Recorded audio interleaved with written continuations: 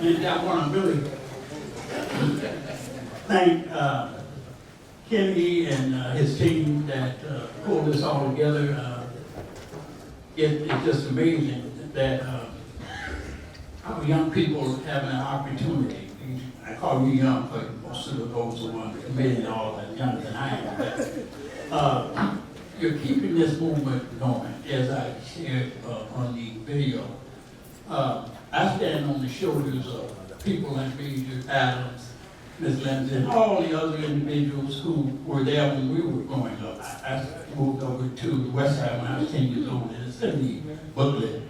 And early on in life, I had a demonstration of what service is all about. You know, because that's what was going on at the time.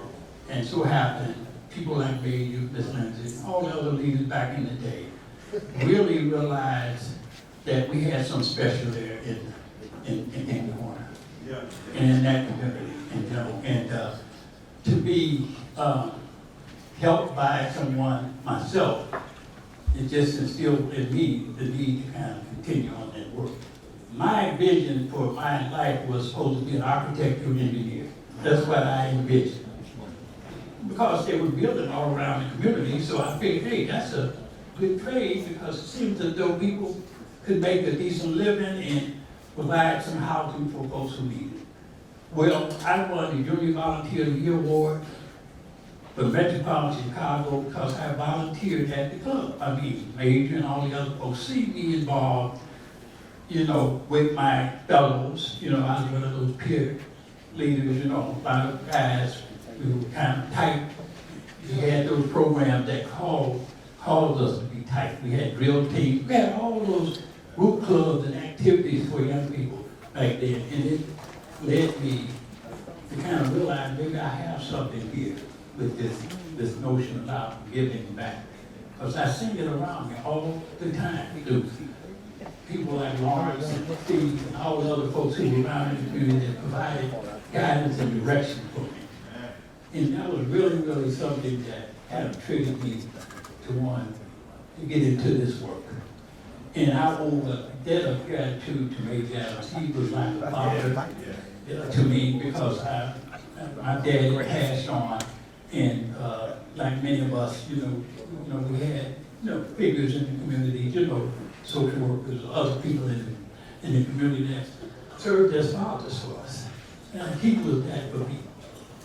And I owe a debt of gratitude, and anything that was to be done in that community, and Major was involved, I was there. And he was like an instructor, he was a mentor. And I learned what I kind of developed in the end of being there for people who needed help, you know, whether they were my peers or families or what have you.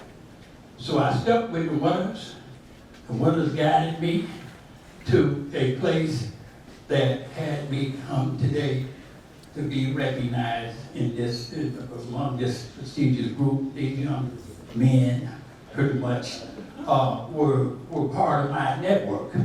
You know, we were all part of one network in that community.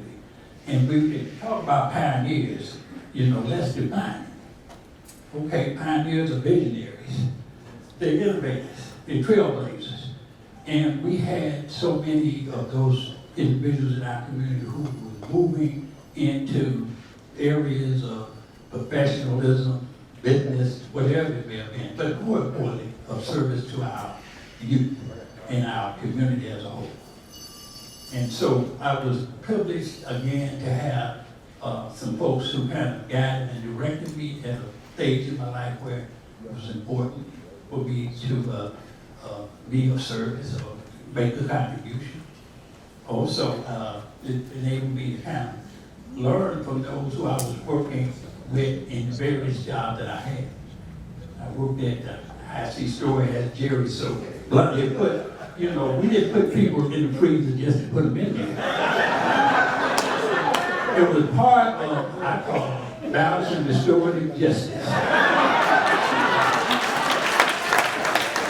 And the justice was that as opposed to me calling the police and have you with a record, and all those other things that come with it, well, we will do it internally in the community. So we created a community that we were able to kind of take care of our own in that manner. Yeah, take them in, scare them to death, you know, call their mothers, you know, and eventually we have. That's true. That was next now. That was next. They didn't just go to the freezer. After they were put out of the freezer, we let them out. They got a job at the store. And ours was very, very crucial. We had the community during those times organized in a way where we took care of ourselves. You know, whether it's business, whether it's industry, whatever it was, we always maintained that kind of spirit in that community. So that was my, you know, platform, that was my springboard to kind of say, hey, you know, if we can do this in this community, we can do it in other communities as well. And I had the privilege of having one of the greatest person in my life, Dick Whitaker, who gave me a job at a time in my life where it was a down point in my life. You know, I like to always get cool and on track. It was a time when I had some problems as a human being that we all have. But like I was helping others, I was helped. And I want to just let David know, he knows it. I appreciate and love him for it. But that was a springboard to really give me an opportunity to kind of share my experience and strengths and hopes and talents across the country. So, I mean, it has been a special experience, as I told Kenny earlier on, that give people flowers when they're here. Don't wait till they're gone. You know. And, I don't know if that he kind of said, okay, well, we're going to honor you now. We don't know what's going to happen. but really, the folks here in the audience, I mean, I'm just so elated here because you touched me. You know, everybody said what I have done to touch them. But for me to be able to deliver the work that I do and be effective at helping other folks is you allowed that to happen. Yeah. You were just as important, you know, in helping me gain what I've gained and being effective at my work. So I want to just say no to all of you. We're going to have, hopefully next year, a broader and bigger initiative, program similar to this, that will honor a number of folks beyond this group that is being honored today. So just understand that we are bringing life and renewal back to the Horner experience.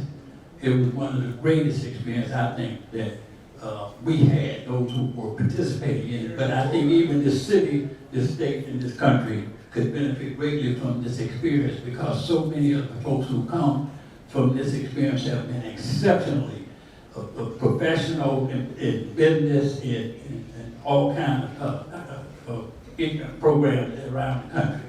So I want to thank you all for this honor and privilege to kind of be here with you, and thank you all.